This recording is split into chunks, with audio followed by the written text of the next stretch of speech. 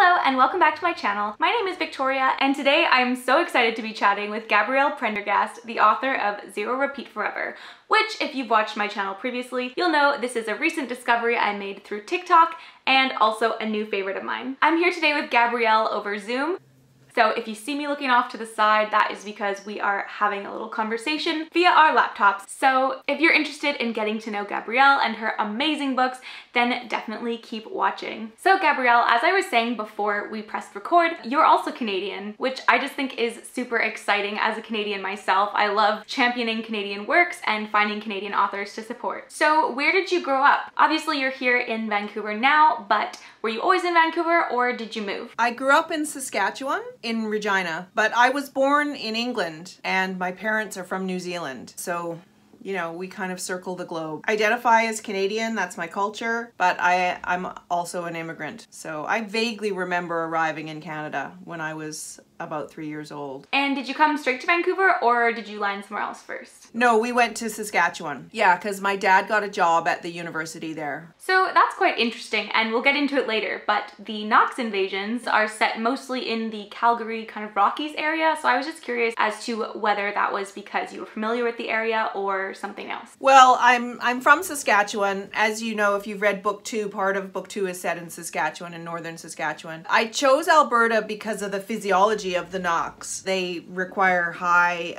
elevations, and you know, Saskatchewan is actually quite high in elevation too, but not as much as Calgary or the Rockies. And in my books, almost all my books, the climate is practically a character.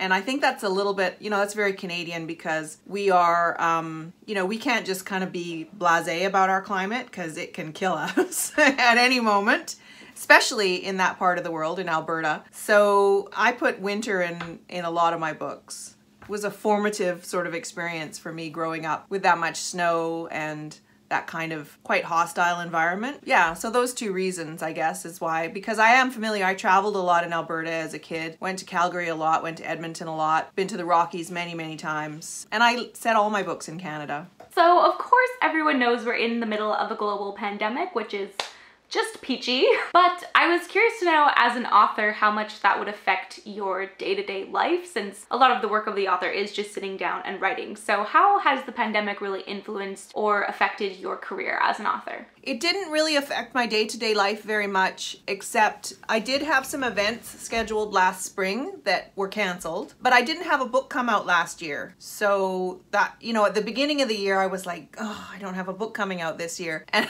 you know, then when the year turned into the year it was, I was like, thank God I don't have a book coming out this year. And yeah, I do work at home. I write full time and it didn't change much in terms of my practice. But of course, then I had my husband home every day because he started working from home every day. And then my child was home pretty much from March all the way to September. They went back to school. She went back to school in September. So that was different. But they're both very, you know, self-reliant, and we have a large enough house that I can have my private office. So really not that much changed. I was never much of a socializer anyway, so I just sit at home with my imaginary friends like usual, so. With the amount of books you've put out, it's not really surprising, is it? Just hole up writing all the time. Yeah, I always have something on the go, so I kept pretty busy. I didn't have the greatest year professionally because, you know, I had some problems. I know you've watched my TikToks.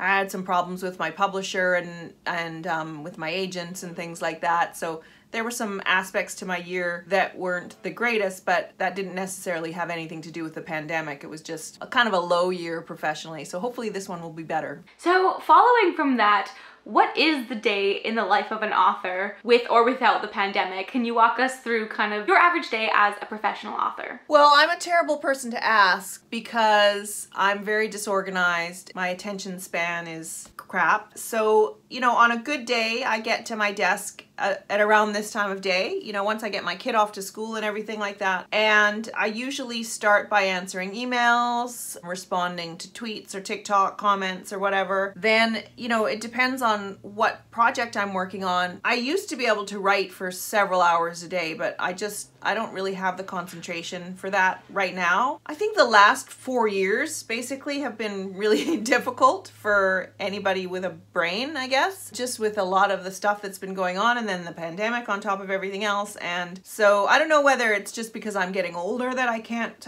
write for as many hours as I used to, but I usually try to work on something. If I'm in the middle of a project, I'll try to write about 1,000 words a day, but I can write more than that. Sometimes if I'm really cranking it out, I'll write 3,000 words a day. And whether that takes an hour or 6 hours, it tends to wear me out the same. So if it takes me 6 hours to write 1,000 words, I'm just as worn out as if it took me an hour to write 1,000 words. That's interesting. Yeah, and then I try to do reading every day. Sometimes I have manuscripts from friends or colleagues that I'm looking at. And, you know, sometimes I'm working on research for, you know, the next project or a couple of projects down the road. So there's lots of little bits and pieces, you know, that an author has to do, which are mostly really annoying.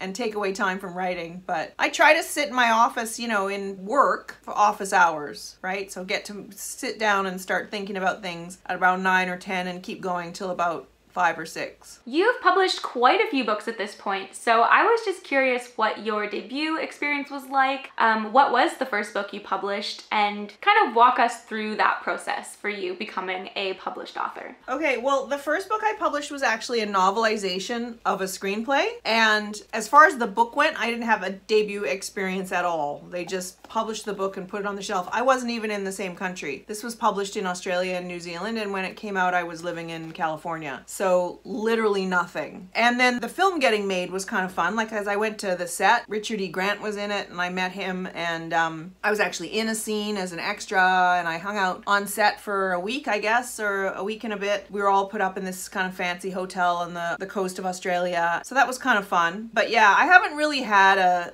like, the closest thing I had to a debut experience was probably with Zero Repeat Forever. And even that wasn't, you know, I didn't do a tour. I had to organize my own book launch. I went to a couple of little conferences, but I didn't do a big signing at Book Expo or anything like that. So yeah, I'm still waiting for the debut experience. That's really interesting to hear, because I feel like in my experience, a lot of the authors that you see talking about their experience online, whether it's through an interview or they've been really present in the booktube space, they all seem to share the kind of traditional career vibe with an expectation that that's kind of what it looks like. So it's interesting to me that as I talk to more authors, you realize that actually everyone's career is so different. Yeah, I saw a TikTok this morning from an author, and I think it's her debut book, and she was going, "This is what release week looks like."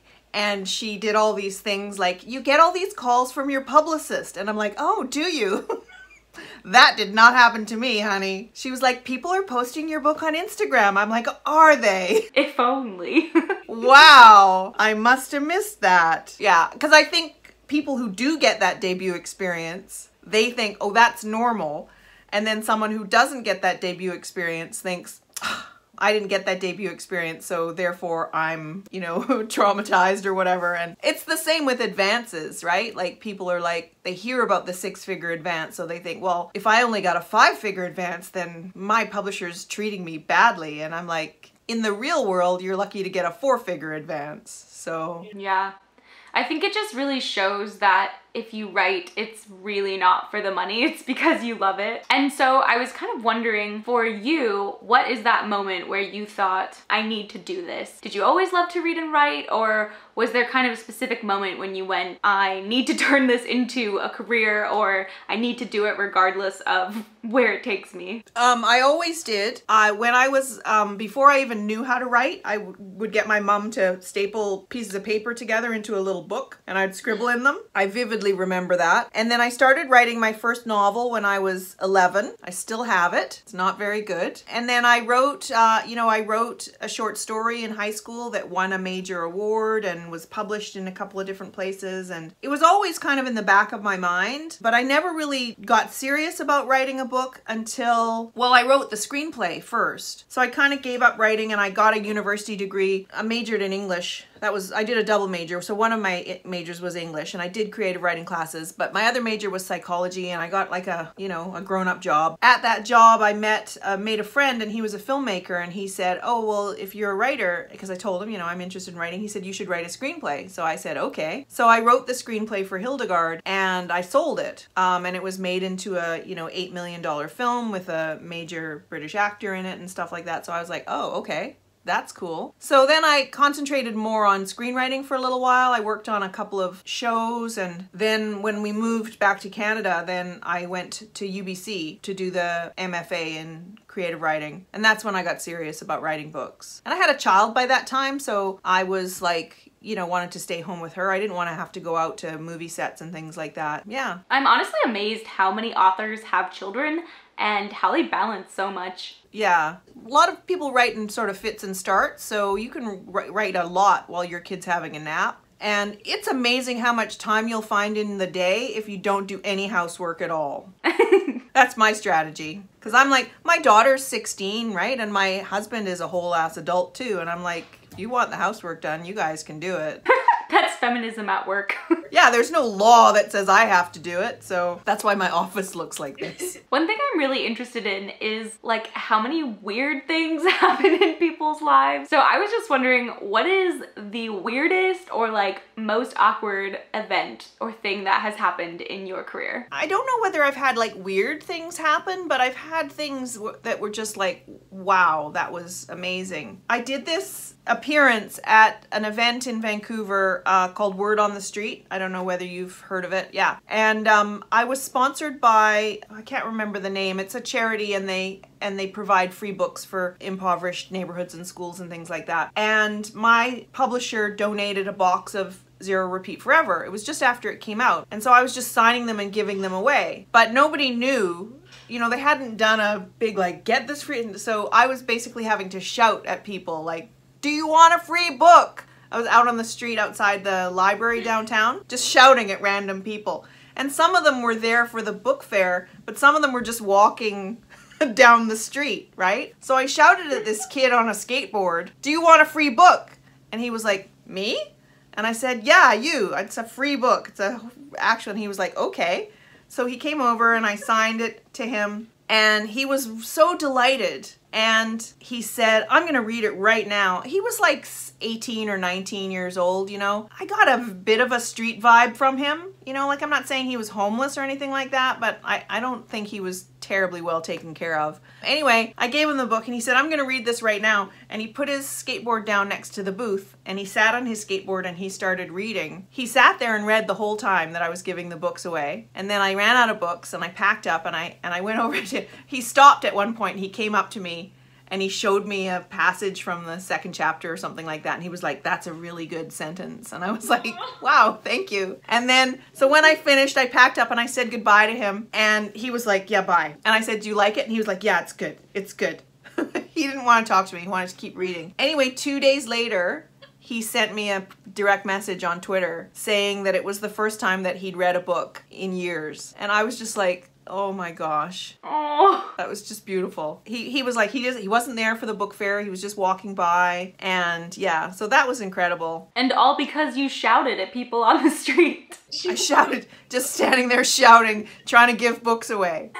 That's amazing. So I saw on TikTok that you read your reviews, which is quite unusual from what I understand. So I was wondering why you decided to do that. How does that affect you? Stuff like that. Well, I usually only read the positive ones. On Goodreads, you can select whether you want to read the positive reviews. So I usually only read the 4-star and 5-star reviews. Until a book gets a little bit older, then I start reading the 1-star reviews. So I've read the 1-star reviews of Audacious and Capricious, and some of them are really funny. And then I read, I do read the trade reviews. I don't know, I just want to know what people are saying, and it doesn't really bother me if people don't like it, because I know it's good. So it bothers me when people misunderstand any of my books. If they misunderstand what I was trying to say, they really just misinterpret it as some sort of metaphor and they think, well, this is a book about blah, but it's not. Or if it's clear to me that they just haven't really been concentrating when they read it, so they literally get things wrong. You know, that bothers me, especially if they don't like it. Like if somebody, lots of people who like the book spell Nahx wrong, for example, or they call eighth 8, that doesn't bother me as long as they like it. But if they don't like it and then they get factual stuff wrong from the story, I'm like, well, you weren't even paying attention when you were reading it. And now you're saying you don't like it. So maybe if you had tried a little harder, you would have gotten more out of it. Yeah, at that point, it almost just feels like people read it to hate it. Yeah, I did get some of that. You know, when the book came out, for some reason, going back to that publicity person question, the publicity person, for some reason, they decided they were going to market it as science fiction. So they marketed it to science fiction readers who are mostly adult men. You know, that's not my target audience. So I got some people saying, well, this is just really juvenile. And I was like, yeah, it's a teen novel. So that bugs me, but... yeah, that's not fair. Sometimes people just don't like what you've written. And it's educational to me too, because like I try to be like a little bit, you know, dispassionate about it. And I think it's quite fascinating that the character in Audacious is extremely prickly and a very difficult person to deal with, and stubborn and all kinds of, she's unlikable. She's an unlikable female character. And people comment on that. And Raven in Zero Repeat Forever is much the same, although in a more physical way. So Ella in Audacious is, she's not a bully. She is bullied, but she responds to her bullying with cruelty. She can be really mean. And Raven is also bullied, and she responds to her bullying more physically, right? Because she's quite an athlete and she can defend herself. Basically, they're very similar characters. They're difficult girls who have trouble making friends and have had, you know, have a lot of pent-up anger and anxiety and things like that. Much the same as the author. But the response to Raven was a lot harsher than to Ella. And, you know, I don't like to think it's because Raven is biracial, but I think it probably is. Like, you know, people are just so unforgiving, in general, very unforgiving of female characters. And Raven is flawed, a very flawed person, right? I'm not interested in writing about perfect people. And so some people just straight up hated her. And then some people were like, why is this white author writing this black girl who's so messed up, right? Which are, you know, those are both legitimate responses. But I do feel like readers were a lot less forgiving with Raven than they were with Ella. I'm not surprised, but you know, it's still an eye-opening thing to see that with your own work. And given that 8th literally kills people, but he's fine. He's a cinnamon roll. We love him. I was thinking about that because I am also a fan of Sarah J Maas, and she released this new book with this character called Nesta. I've read it.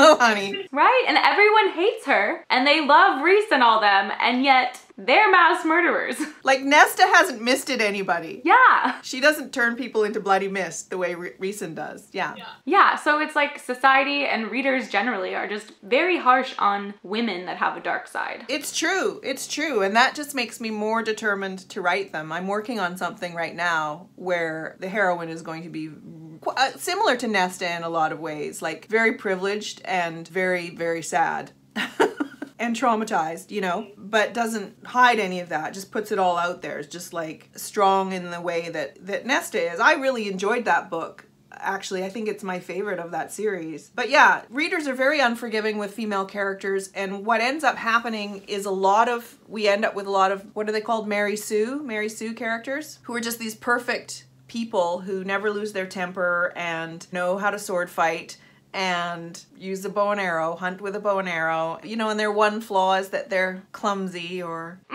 something like that. Or they just don't know that they're pretty. Yeah, they don't know that they're pretty. Or one of the reasons that I wrote Audacious, actually, many of my young adult projects have been as a kind of a response to Twilight. Not that I didn't like Twilight, I enjoyed it, but one of the things that really bugged me about Twilight was that she moved to a new town and a new school and immediately had a circle of friends. Just like, oh, here's a new girl, let's bring her into the circle. And that's not what my experience of high school was at all. You know, and she ended up having good intimate friendships with these other girls, and that also wasn't my experience of high school. I've always had, you know, struggled with friendship with girls. So I wrote Audacious kind of in a response to that. And Raven is sort of similar. I mean, she's taken outside of her milieu, but we do see that I think her friendship with Xander and even with Topher is a lot less troublesome than her friendship even with Mandy, who's very easy to be friends with, and then certainly she has a pretty complicated relationship with Emily. So those kinds of characters who make friends easily and are beautiful and can do everything and never get angry, and that's boring. That's boring, but readers really are harsh on characters who go outside that. Yeah, it's interesting because, like, I like characters like that, but just from living, I've developed bias against, like, angry women. Like, when I was reading Zero Repeat Forever, I was quite confronted in some ways about how intense Raven really is as a character. And eventually I grew to adore her, but there was definitely a point at the beginning where I found myself very challenged and thinking, oh, this is a different kind of character, in the sense that she's very intense and aggressive in a way that we don't often see. Yeah. And, you know, I think it's funny because a lot of reviewers have said they really hated the way she treated 8. Why was she so angry at him? And I was like, he literally killed her boyfriend. And kidnapped her. Like, what? His people took over her world. It's quite funny. Like, honestly, I read those sometimes and I think, like, what has to happen to a female character in order for it to be okay for her to lose her shit? And that's one of the things that I really liked about Sarah J Maas's latest book, is that Nesta legitimately loses her shit. Like, she goes there. And of course she does after what's happened to her. But I do sometimes, because I get that comment a lot. Oh, I don't like Raven. She's such a bitch. And I'm like, you'd be a bitch too, okay? If you were her. Honestly, though. So going back to Raven being biracial, she's just one of actually many diverse characters that you have in Zero Repeat Forever. So I was curious as to why writing diversely is so important to you, if you share any of the identities of the characters that you've written about. If not, did you use sensitivity readers, and kind of what was that process really like? Well, it's very important to me to represent Canada as it is now. I go out to classrooms and things like that, and in Vancouver especially, the classrooms that I see are extremely diverse, but I've visited classrooms in rural Ontario and in rural BC, and it's very rare for me to find a classroom that, you know, is not diverse, although some of them are a lot whiter than Vancouver's classrooms, especially up north and stuff. But I want to represent the Canadian population, what it looks like, right? And not just as a background for a white character. Now, the thing about Zero Repeat Forever is that, you know, a lot of people die, you might have noticed. And if you put a white character in the center of that story and then you have all the diverse characters dying around that white character, that's not a good look. And also, you know, in terms of the relationship between 8th and Raven, again, it changes the dynamic, you know, because he comes off as being the foreigner, right? Mm. And so he's kind of like either the sort of exotic savage foreigner or more like a kind of a Nazi villain, right? You know, there's different ways that you can interpret it based on, if she was white, he would come off as being this kind of exotic foreigner. And if she was a person of color and he was coded as white, then he would come off as, like, you know, a kindly Nazi or something like that, right? Which I don't want to do either of those things. So choosing the race of your characters sometimes has a really profound effect on the dynamic. And I just found when I wrote this story, originally when I wrote it, it was different. The cultures and everything were all on different people. I kind of moved them around and sort of, you know, tried to, because I was trying to get away from a dynamic that I didn't want to engage with, right? So those two reasons. One, I want to represent the Canadian population. Two, depending on the story that I tell, having people of color or people of LGBT or whatever creates a dynamic that, you know, can resolve some potential problems or can create new problems that are narratively interesting. As far as sensitivity readers go, yes, I do use sensitivity readers. Wherever possible, I had a deaf sensitivity reader, and I had 2 or 3 biracial readers, and for Cold Falling White I had a Chinese American and a Chinese Canadian reader. And I also consulted with a couple of people from the First Nations community and Métis, because there's some stuff about Métis culture in there, and I have a old friend from my childhood who's Métis, so I consulted with her about some of those questions. I want to get it right. I don't just kind of throw it out there, but yeah, it's challenging, but I think it's worth it. Otherwise, it just doesn't seem authentic. It was really important to me to make this world feel real. Like, it's not a fantasy world, it's our world. So even the technology that the Nahx have, it's not super advanced. Like, if you hit one of their ships with a missile, it blows up.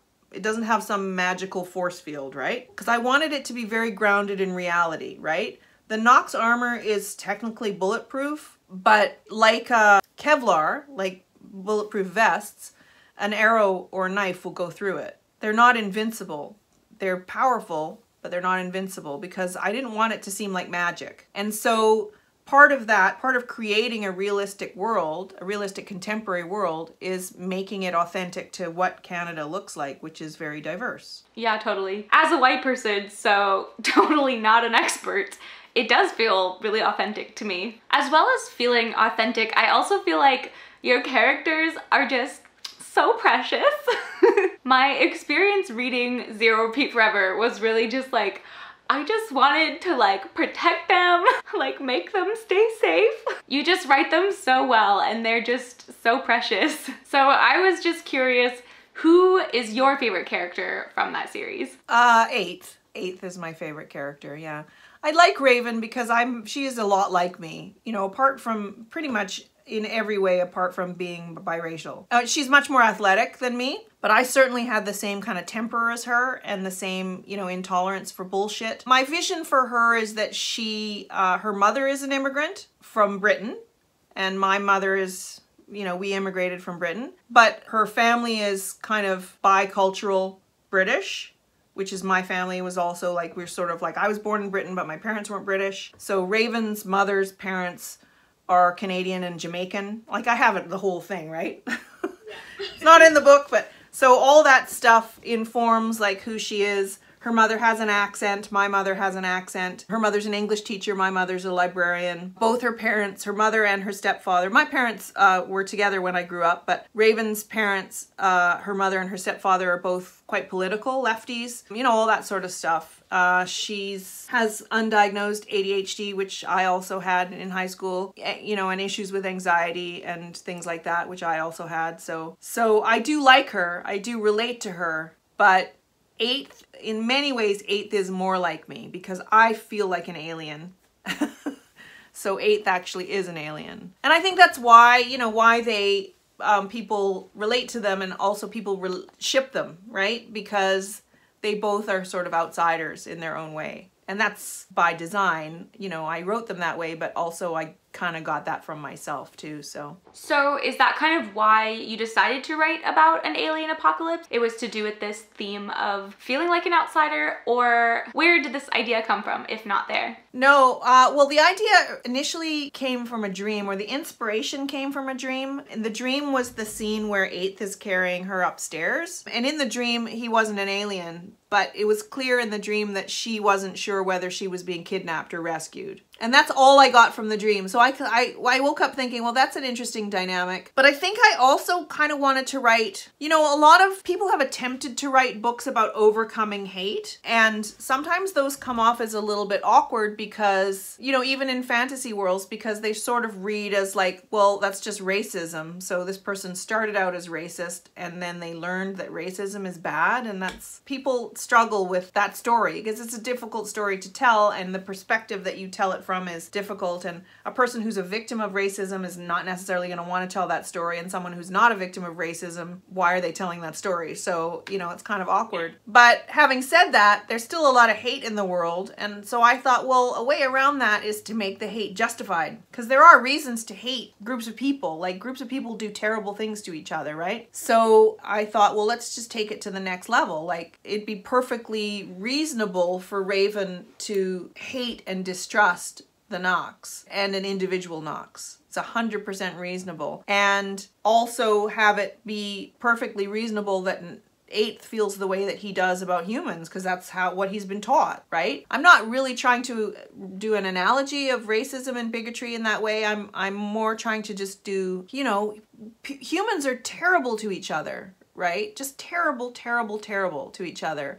And it's certainly not limited to interracial hatred, right? There's all kinds of just men and women, or men particularly, are very hostile towards women. People are, you know, hostile from neighborhood to neighborhood. Like, you can't wear certain baseball hats in London because it's the wrong soccer team, right? And if you go to the wrong neighborhood, they're gonna beat you up because you're wearing like Manchester United, but you're in like Arsenal. I mean, it's just ridiculous, right? So I guess I was just trying to do something about that. Interesting. And I think you can really see that in the books. But what I like about it is that it's not preachy, if that makes sense. A lot of times those kind of stories can come across very like they're trying to tell you the moral of the story. Whereas I feel like for the Nahx Invasions, it's very much just the authentic experience of these characters. Yeah, I think when you're exploring themes, I don't think a lot about the themes or the message. People have asked me, what's the message of your book? And I'm like, I don't know, buy me? I don't write books to send messages, but that theme of overcoming hate and forgiveness is a recurring theme in my work. I think that's because I was raised Catholic and my parents were properly Catholic. Like, they were concerned with like the philosophy of Catholicism, not the dogmatic adherence to the rules of Catholicism. And the education that I got was along the same lines because, you know, it was in the 70s and we were all hippies and stuff. So the idea of forgiveness and that you're never given permission in Catholicism to hate somebody, ever. So that's a constant struggle,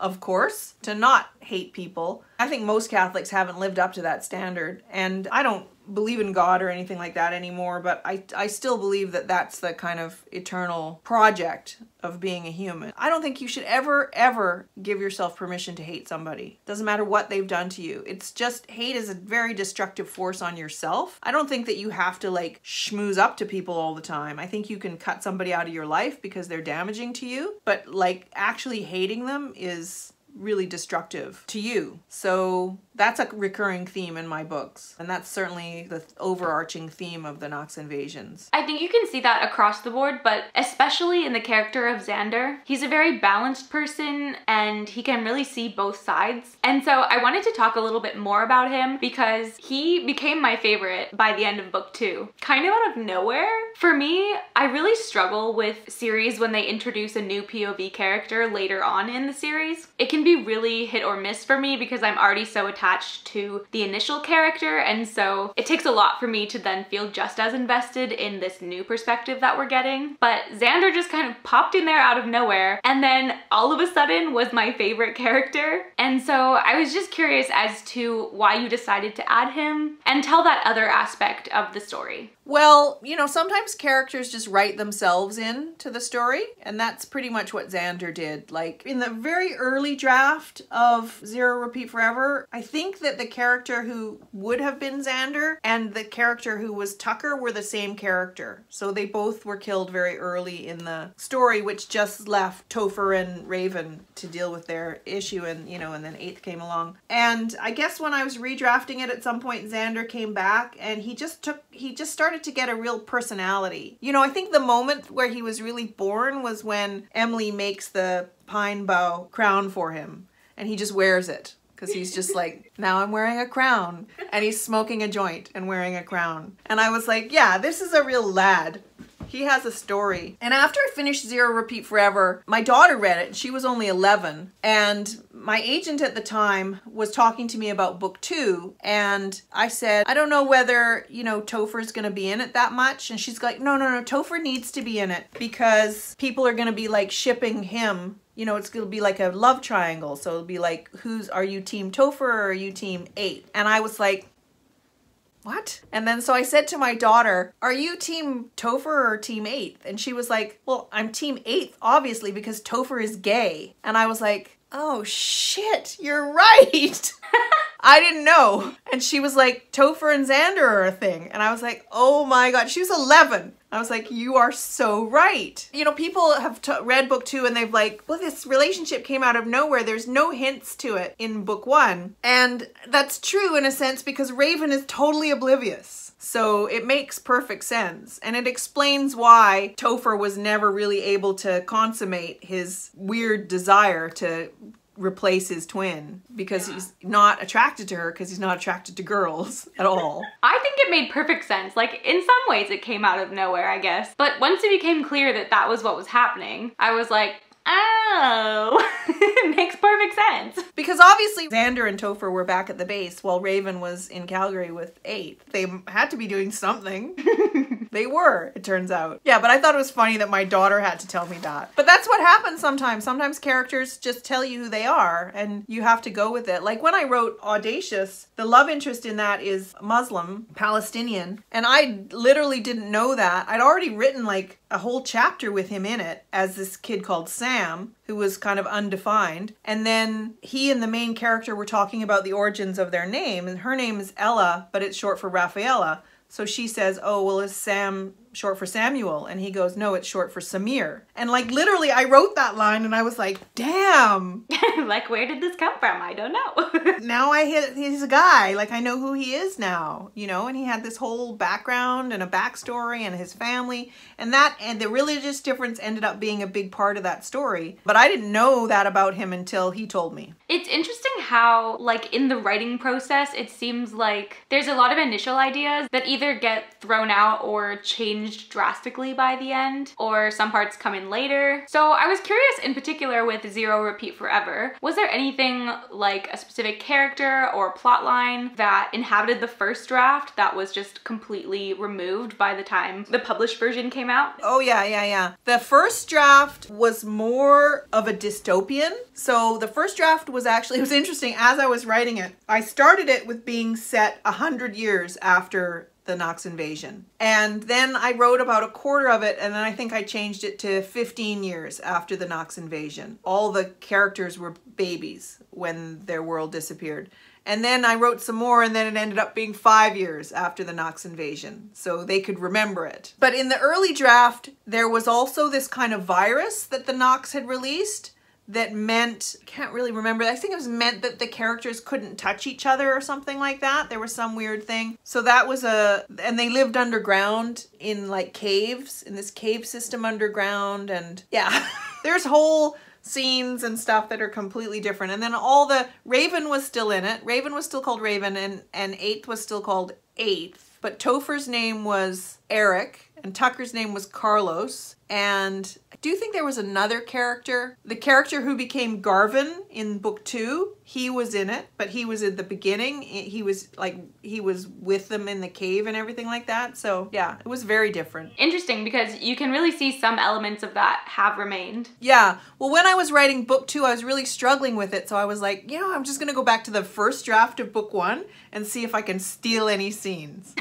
Just plagiarize yourself. I did. The scene where Garvin and Xander is at the enclave with Garvin and all those Lost Boys, and Garvin's giving a speech about never giving up and stuff like that, that's stolen from the early draft of Zero Repeat Forever. Never throw anything away as a writer. Yeah, you never know. You never know. So I wanted to talk a little bit about the situation with your publisher and this series, because you've been quite vocal about it on TikTok, and of course me as a fan, I want to have book 3. So essentially, from what I understand, you released the first 2 books in the series, but your publisher has essentially decided not to release the 3rd book as of now. So if you can just share a little bit about what happened there and what readers can do to help. In retrospect, I realized that Simon & Schuster has been probably struggling for a while. You know, so I think a lot of authors and people who've worked there have had difficult experiences. The woman who edited these books quit, and she has another job at Penguin, I think, now. And her assistant editor also quit. She also is working elsewhere now. And then I did a picture book with Simon & Schuster, and the editor of that quit. And my PR person was fired 5 weeks before Zero Repeat Forever came out because she was useless apparently. And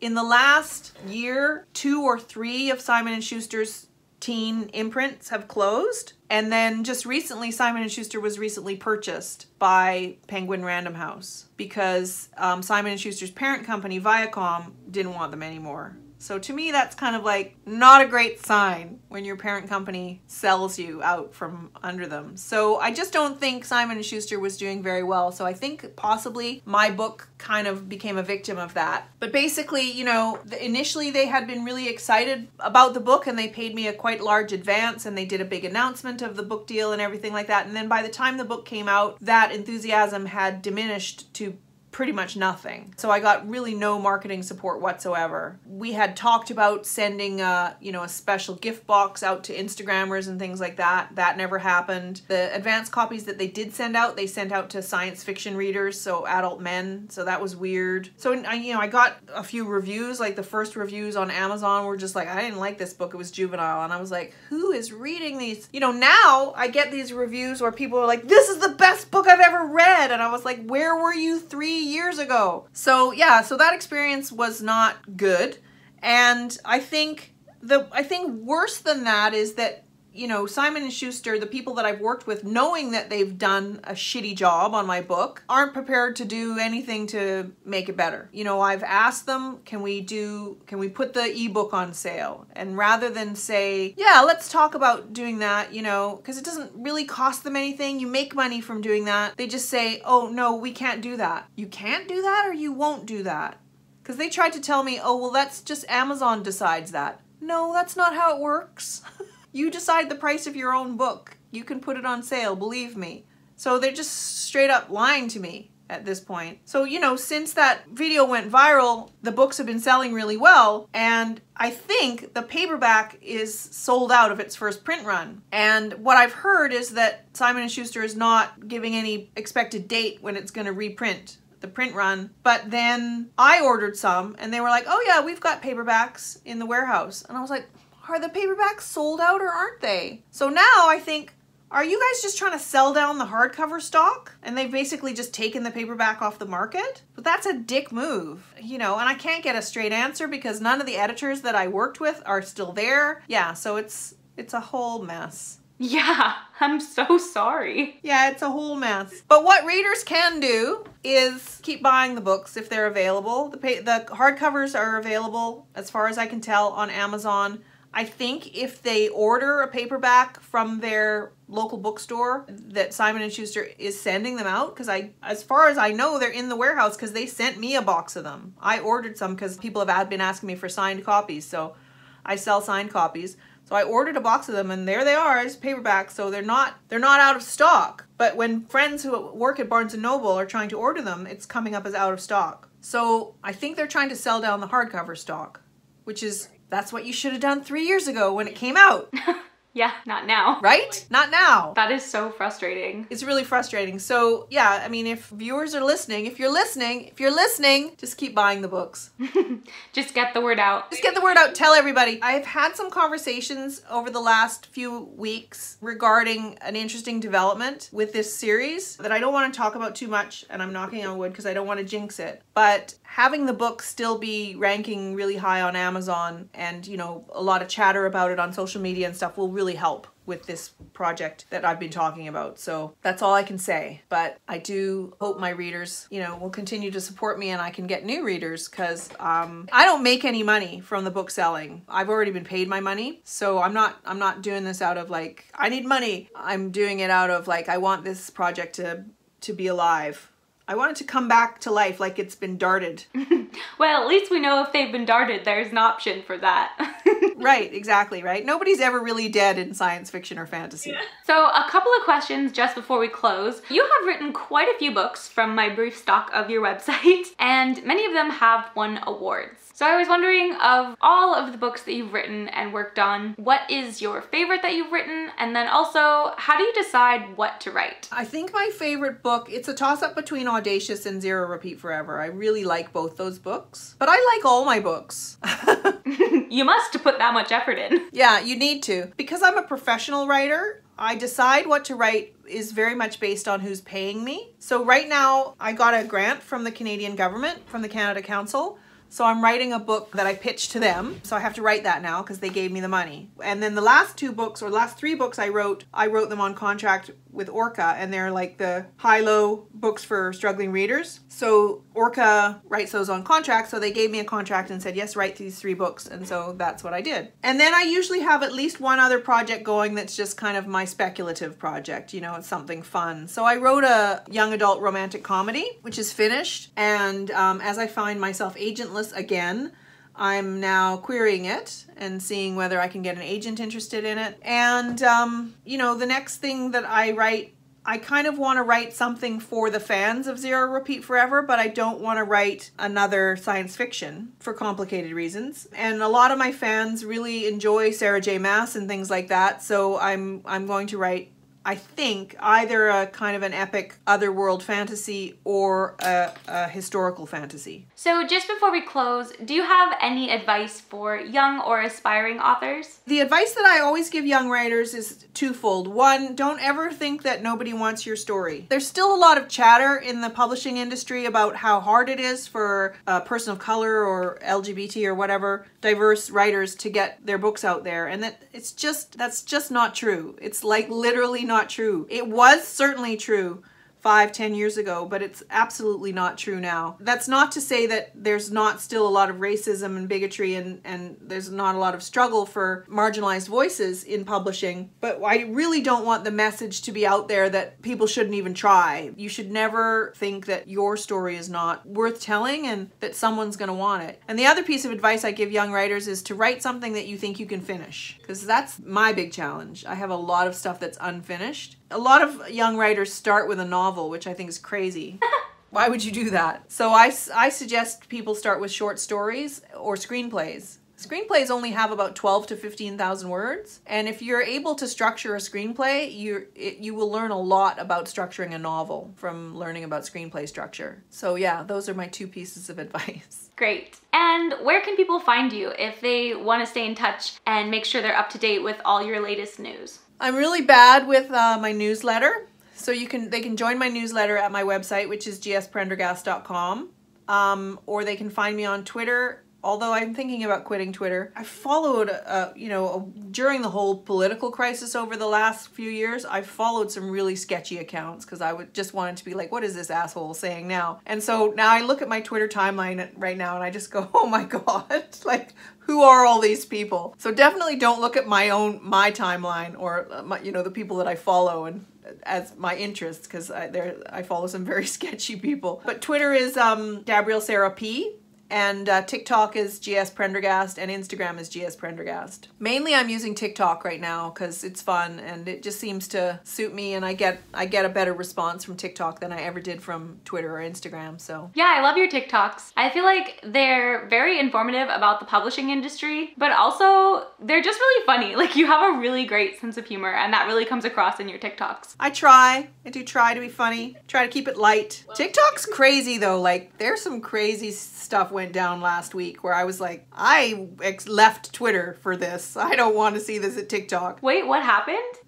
People having death threats and things because they bought Sarah's book. I've been meaning to do a TikTok about it. I don't really want to get too deeply in it, but I do think that this word problematic is thrown around a lot with authors, and it really is some problematic behavior in publishing, but writing a book where the depiction of different races and cultures and genders and sexualities aren't quite perfect, I don't think that's problematic. I think that's just life, right? Not every book is gonna present the identity that you care about in a way that you think is appropriate. I don't think that's problematic. I think if you do it intentionally, like if you're literally sitting there going, I'm gonna write this character, then that's problematic. But if a person's writing a book that has 100 characters in it, I asked somebody, like, what exactly is problematic about Sarah's books? Because I haven't read them all, and they said, well, there's this one book where a black character dies to further the development of the main white character. And I was like, well, people die in books all the time to further the development of the main character. And if the main character happens to be white and the other character happens to not be white, then that's not problematic. That you don't have to like it, but it doesn't make the author a bad person. And like, there are people in publishing who are bad people, right? There are abusers. and sexual harassers and liars and thieves and plagiarists. And like, there are definitely some problematic people in publishing, but you know, writing a depiction of a character that you don't like, I don't think that's the definition of problematic. So that turned into a big thing on TikTok, and I was very surprised because I was like, what is going on? Yeah, there is a lot of Sarah J Maas hate, some of which I think might be deserved, some not. Yeah, and you know, it's not a coincidence that that kind of, because I remember, you know, obviously J.K. Rowling, there's a lot of issues relating to her that people talk about, and it's a little different with her because she actually has put her political views out there, right? I don't think Sarah J Maas puts political, she just writes books, right? With J.K. Rowling, she's actually said some things outside her books that you can agree or disagree with, right? So that's sort of different. But even before she did that, people were going into her books and saying, well, this is problematic because of this, right? And it's just like, that's not problematic. Like, maybe now she's problematic, but before, like, you know, people talked about Cassandra Clare in the same way, and like, it's not a coincidence that these are successful women. We don't have these conversations about Stephen King or male authors that I could put their names here and then redact them because I don't want to get into that. Stephen King, I'll say him.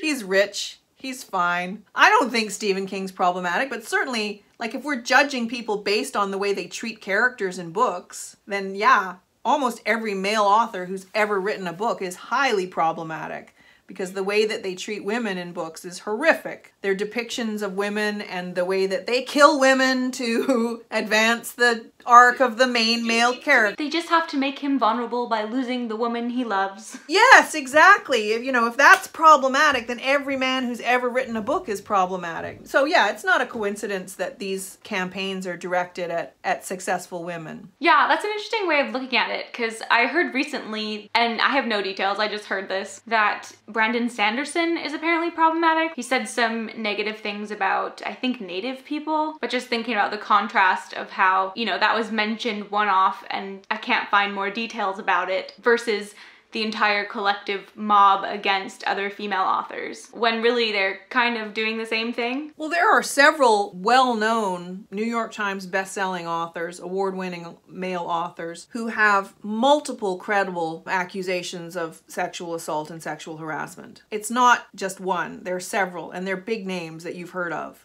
I guess that's okay. My daughter did one of the books in school. She did one of these authors' books and she brought it home and I was like, don't Google him. And of course she did. And then she wrote a whole essay about it. That's a very disappointing aspect of the publishing industry, is how deeply ingrained and internalized misogyny is, because especially in young adult and kids, the majority of people, not just the authors, but the people writing them, are women. And there's a lot of internalized misogyny, a lot. And it comes out in lots of different ways. The ageism is horrific. Just absolutely horrific. And I'm a woman of age, you know? It's just absolutely horrific. Men aren't treated like that, you know? Like, I'm the same age as John Green and various people, and they just kind of carry on with their merry lives, right? But once you get to be my age, people are like, why are you writing YA? Right. Yeah, totally. I've totally heard that. Well, I was a teenager once. Yeah, so that's really, you know, continues to be a disappointing aspect of this business, that it's, and I guess probably most businesses are like that, but this is the business that I work in. And also you know, because we're creative and we're